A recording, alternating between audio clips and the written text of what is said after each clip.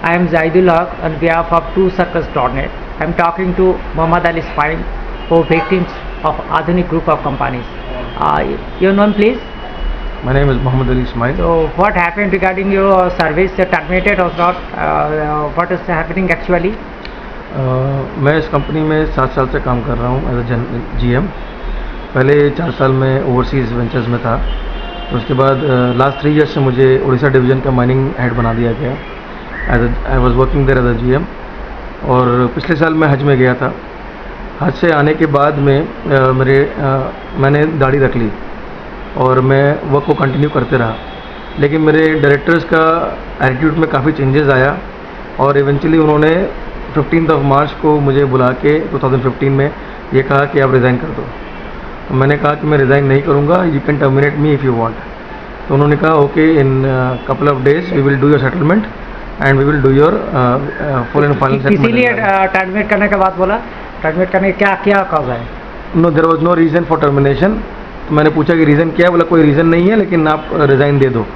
तो मैं बोला मैं रिज़ाइन नहीं दूंगा, आप टर्मिनेट कर दो अगर आपको कोई प्रॉब्लम है तो उन्होंने कहा ठीक है, मैं सेटलमेंट कर लूँगा, आप फॉलोअप करते रहिए HR से और अकाउंट से। लेकिन आपका ये है कि कंप्लेन आया थी कि आप दाढ़ी रखने की वजह से आपका गुस्सा हो गया कुछ जी। 18 इसके बारे में क्या हुआ?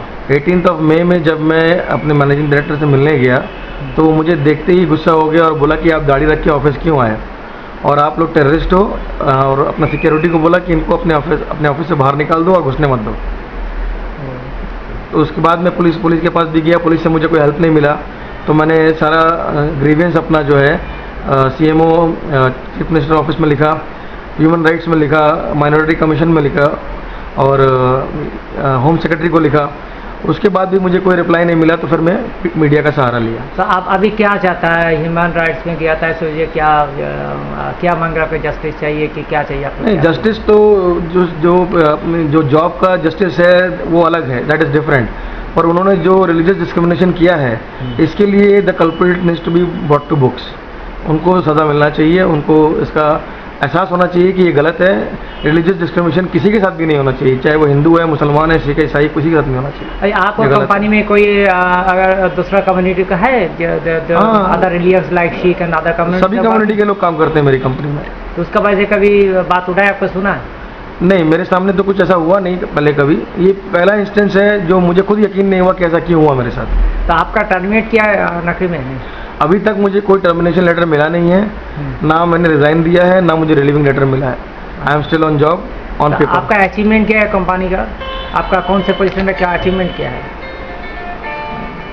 ओवरसीज़ में मेरा अचीवमेंट ये रहा है कि मैंने तंजानिया में, मोजाम्बिक में और बाकी African countries like Kenya, Mozambique, Congo, Swaziland, south Africa, almost eastern part of all Africa, इनके लिए मैंने काम किया है। और मेरा काम ये था कि माइनिंग लीजेज लाना और उस पर उसका एक्विजिशन होना और उसका एक्सप्लोरेशन होना, ये मेरा काम था जो मैंने सक्सेसफुली निभाया है।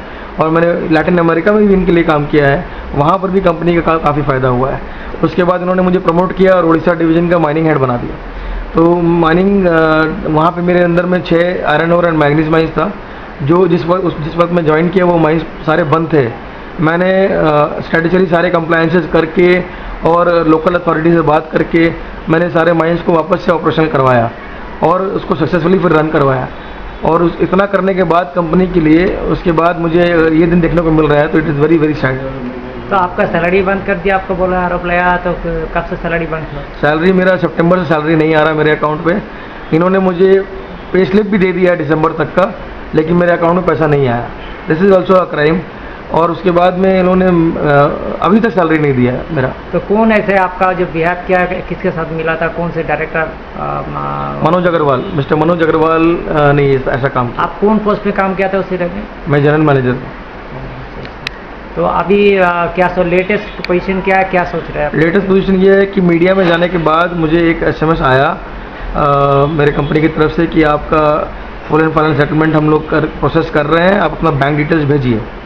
मेरा रिप्लाई उनको ये रहा है कि मेरा टर्मिनेशन लेटर पहले आप दीजिए, उसके बाद ही सेटलमेंट आप कर सकते हो। और आप ये चीज़ मुझे मेल में लिख दीजिए, मेरा लॉयर पहले देखेगा, फिर मैं उसमें आगे बढ़ूँगा। तो आपका जब बिहार का भैया से आपको बोला जी उल्टा सीधा बात, तो उसी बारे में क्या सोच रहा है? क्या मांग रहा है कि ह्यूमन राइट्स कमीशन में जाए? तो नहीं, क्या- ह्यूमन क्या राइट मांग रहा है? कमीशन को तो मैं ऑलरेडी बोल चुका हूँ। अभी मैं और भी एग्रेसिव हो जाऊंगा ह्यूमन राइट के साथ में, और मैं देखूंगा कि जिसने ऐसा कहा है उसको सज़ा मिलना चाहिए। और ये एक एग्जाम्पल सेट करना है हमको बाकी लोगों के लिए कि कभी भी आपको रिलीजियस डिस्क्रिमिनेशन को बर्दाश्त नहीं करना है, चाहे आपका जॉब रहे या जाए, चाहे आप कोई भी कंट्री में काम कर रहे हो। तो ये इंडिया भी हो सकता है, सऊदी अरेबिया हो सकता है, कोई भी रिलीजन के अगर आप हैं तो आप डिस्क्रिमिनेशन को बर्दाश्त मत करिए। हाँ, तो बहुत बहुत